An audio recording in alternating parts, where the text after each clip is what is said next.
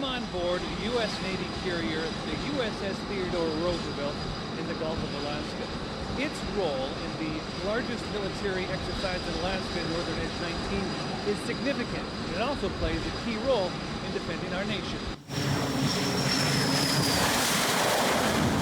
The flight deck on the USS Theodore Roosevelt is 1,100 feet. To accommodate the limited space, the aircraft carrier uses steam-generated catapults to launch all winged aircraft off the deck. Those aircraft go from 0 to 160 knots in about 200 feet in about 1.5 seconds.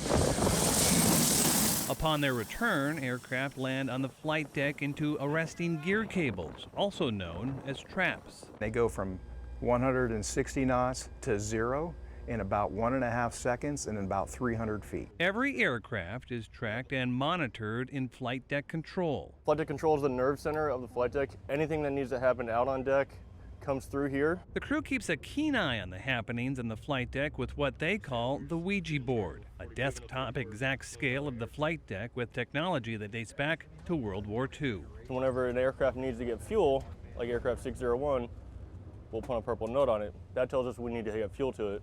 When we actually get fuel pumped into the aircraft, we'll turn it to its side. The petty officer on deck is inspecting the nose gear, making sure everything is good. Rear Admiral Dan Dwyer is the commander of Carrier Strike Group 9 on the USS Theodore Roosevelt and says the joint training done during the Northern Edge exercise is critical to our nation's security. Well, what it really gives us is we get to understand each service's strengths so that when we come together as one team, we can use each of our strengths together to become that much more capable and more lethal. Inside the gates, Scott Gross, KTVA 11 News.